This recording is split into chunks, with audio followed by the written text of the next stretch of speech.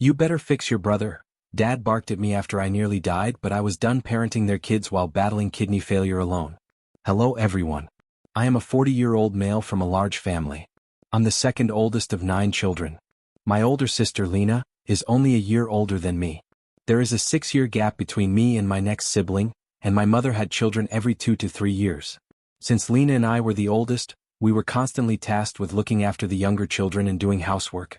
In fact, my parents and other adults frequently referred to us as Lena, OP, and the kids, as if Lena and I were not considered children. It's like we were 2 other individuals living in the house. We were homeschooled, so we spent all of our time at home.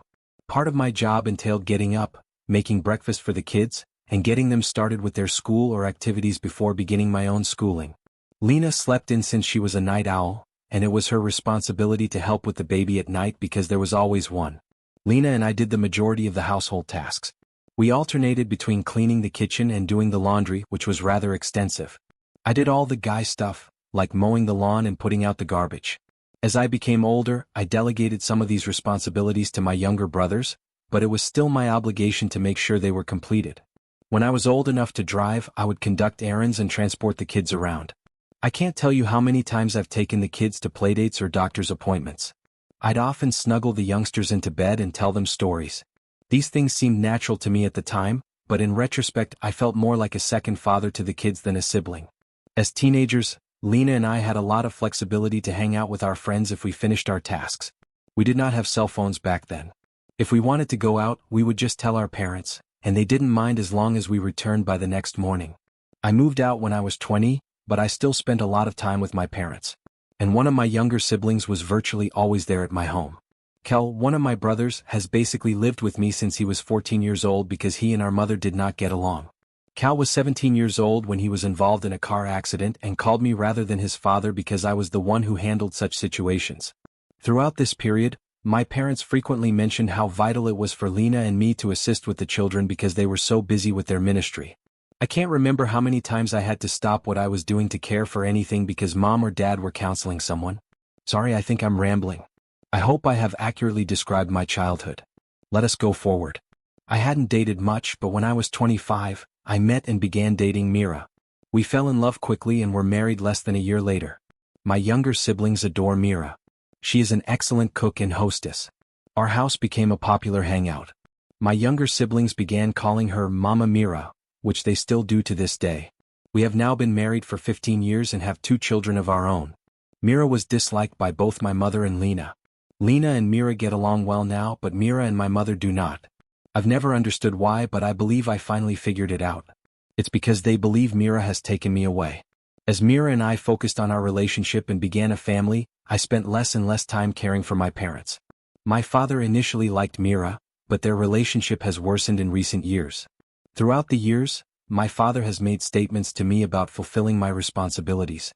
One day he phoned me about one of the younger kids who had gotten into a disagreement with my mom and said, "You better get your brother and change his attitude. It's not okay how he treated your mom and you are going to make him apologize." Mira and I established some ground rules with my parents a few years ago, stating that we would not raise or discipline their children. My siblings are always welcome in our home, but we will no longer allow my parents to use us to straighten them up. My parents haven't taken it well. Mira damaged her foot around a year ago and was unable to walk for quite some time. Just as she was getting well, I was diagnosed with kidney disease, which progressed to kidney failure. I've undergone multiple operations, with another one scheduled in a few weeks. It's been a tough year. During this period, my parents have not only refused to help but have intentionally made things more difficult for us, such as agreeing to help with our children but then canceling at the last minute, generally due to a ministry-related commitment. My sister-in-law, who lives in another state, recently gave birth, and my mother has been staying with her and assisting her for the past 6 weeks. My SAL has described Mom as a godsend and a great person. My father has gone to help every weekend. This upsets me because my mother refused to allow us a single night to care for our youngest when he was born. Anyway, I apologize for making this post longer than I intended. I needed to get some things off my chest. This weekend I was telling another sister that I don't understand why Mom and Dad don't treat me like the other kids, even Lena. It's as if I'm not one of their children. And it now dawned on me that they blame me for marrying and starting my own family while abandoning them to raise their own children. Part of me is relieved to now understand why they treat me the way they do. and part of me is saddened. I'm nervous about this approaching surgery and I wish I had a parent to talk to about it, but I don't feel like I have any parents. Only people with whom I co-parented my siblings. Update 1. I talked to my wife Mira about it last night. I said something along the lines of, I've realized that my parents resent me for starting my own family and not helping them as much, and that is why they treat me so differently. And I think you've been trying to gently tell me this for years, but I was too dense to get it. We were sitting in the bed at the time and she leaned over and patted my head and said, "You are so beautiful." I laughed for maybe 10 minutes. It was an excellent emotional release. Many of you mentioned how lovely she sounds and she truly is. I can't convey how much I adore her. About Lena, my older sister. Lena married and started a family roughly 2 years after I did. Lena and I had a falling out and didn't communicate for several years, but we're fine now, just not particularly close. Our disagreement was mostly religious in nature. She is highly religious like my parents, although I am not. I am religious and we go to church, but it is not our entire lives as it is for my parents and Lena. Younger siblings. The youngest is 22, so they're all grown-ups now. The second to youngest went away several years ago, leaving 8 of us. I'm really close to all of my younger siblings. They continue to visit my home on a regular basis, and they are all wonderful aunts and uncles to my children. All of them, including Lena, are dissatisfied with how my parents have treated me over the past year. Help with my kids. While I am upset at my parents for not helping, I do not require their assistance. Mira and I have close pals and we also have siblings that help. Mira's parents live far away, but they help whenever they can. We are perfectly okay and feel very blessed and loved because of all the aid we have gotten. Therapy. Part of my renal treatment plan includes seeing a therapist and I adore her. She has been really helpful in teaching me how to live with an illness. I'm not sure whether she's the best person to talk to about my parents, but I'll ask her and see if she can recommend someone. If not, I'll wait until after my surgery to bring it up because I need to focus on that right now. Setting boundaries. When I say my parents won't assist, I don't mean they won't, but rather that they volunteer to help and then either bail at the last minute or change the plan so drastically that Mira and I are stressed out. Mira was sick a few months back and my mother offered to pick up our kids from school. It's a long story, but she kept altering things and complicating matters, and my youngest was left alone for a short period of time, which worried him. After that, I had a confrontational conversation with my parents, telling them how disgusted I was in them and how I wanted to focus on my health, and they were making it worse. I told them they could not take my children anywhere. They are not allowed to merely stop by my house, and they are not even permitted to offer to assist, because my mother will not take no for an answer and will nag until she wears me out. My parents were upset about this, but all 7 of my siblings rallied with me, and my parents have so far respected that. Going no contact. Many people suggested no contact. I do not want that. Despite the fact that my parents were not terrific parents, I still adore them. My children adore them and I don't want to take that away. When they arrive, they make excellent grandparents. I don't think my parents are terrible people. I believe they had a goal of having a large family and a large ministry, but they underestimated the duties they imposed on Lena and me. I've spoken to them before about how it was wrong that they put so much pressure on us as children, and they've apologized. Putting my parents on blast in their church. Several individuals suggested going to their church and telling them how I was treated. You do not understand this church. They would commend my parents for prioritizing God and the ministry over all else. These really religious folks are insane. I think that's it for now. My operation is in less than 2 weeks, so I'll focus on that. I'm going to put this conversation with my parents on hold for the time being, and then I'll determine what, if anything, to do. Thank you again for your comments. This truly helped me get through some emotions. Update 2. Thank you to everyone who has reached out to wish me a speedy recovery. My operation was last week, and things are going better than predicted. All of the surgeries and treatments I've had in the last year have felt like they were just keeping me alive. But with this surgery and kidney transplant, I feel like I'm working toward resuming my normal life. It's been difficult and painful, but I expected it to be worse, so I can't complain at all. Mira is always complaining that she doesn't receive enough credit for her comedic abilities, so the fact that so many of you laughed when she said I was lovely made her happy. She stated, "I like these Reddit people." This entire post began while I was having a conversation with one of my sisters. I'll call her 6, since I can't keep coming up with names, and she's following this thread and will be offended if I call her that. 6 had an argument with our parents, and I was telling her that Mira and I had recently established firm limits with them and encouraged her to do the same. So she did, and they didn't take it well. This prompted multiple conversations with other siblings, and both 5 and 9 agreed to establish some boundaries. This has also prompted other siblings to approach our parents about how they have treated me over the previous year while I was sick. The day before my operation, Lena, the oldest, called to check on me and we ended up talking about our upbringing. We had not been in touch in some years. However, I believe we bonded on this call. It was interesting to chat with her as an adult and relive some experiences. She has been in therapy for a few years and she claims that her therapist will occasionally stop her and say, "Lena, you just casually rolled through some messed up stuff. We need to stop and unpack this." For a long time, I blamed her for how she treated me when we were younger, but I'm finally realizing that she was just a kid trying to survive. I have much more grace for her now. We've been messaging a lot these past few weeks. My parents did come to see me after the surgery, but we didn't discuss any family turmoil.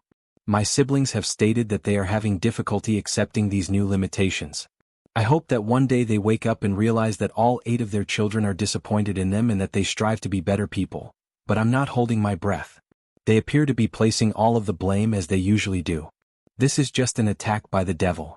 Mira and I determined that, in the future we will maintain low contact with strong limits.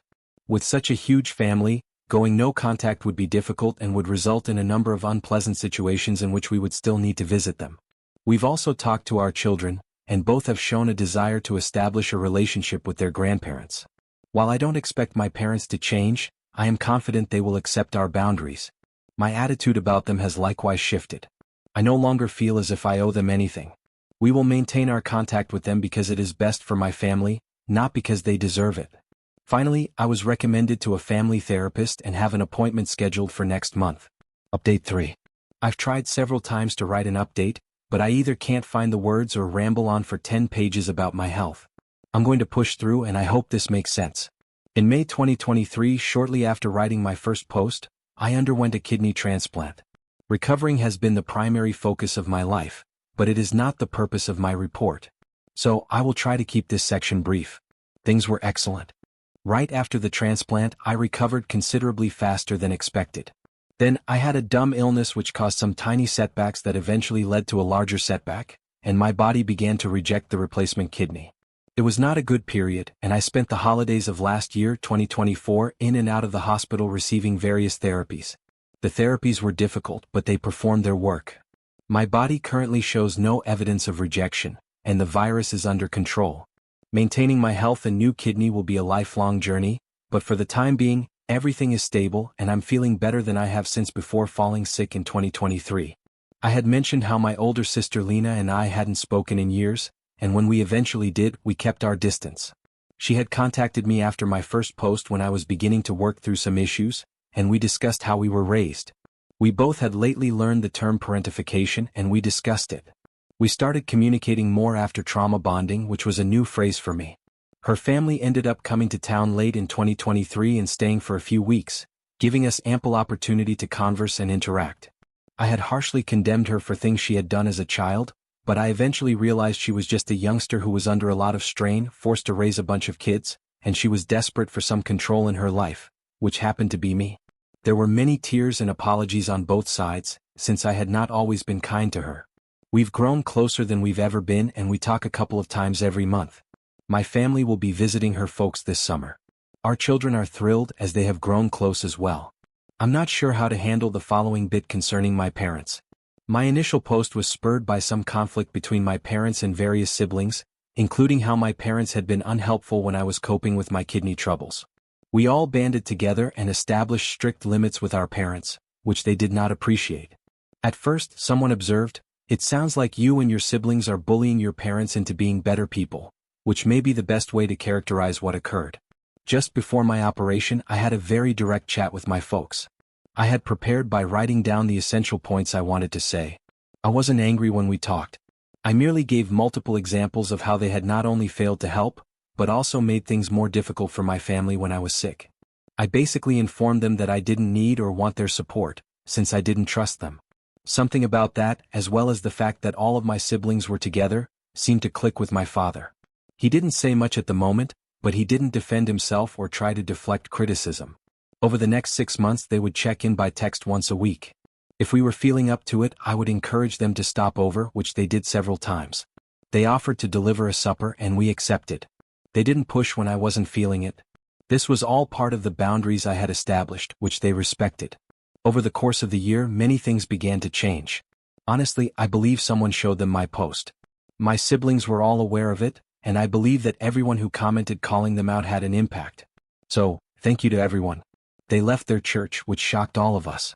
Mom phoned numerous siblings and asked for specific examples of how she had let them down, then listened without defending or deflecting.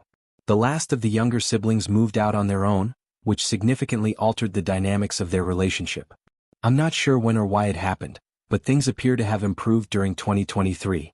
My parents began spending more time with my children and attending events. I noticed they were making an effort and spoke with them, telling them that if they truly wanted to connect, they needed to find things my kids like and figure out how to engage. I told them they couldn't just plan something they wanted to do and expect my children to go along. My father discovered a hobby that my oldest was interested in, and they have gone down a rabbit hole with it.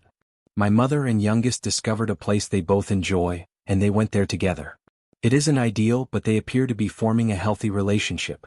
My wife and I remain cautious but optimistic.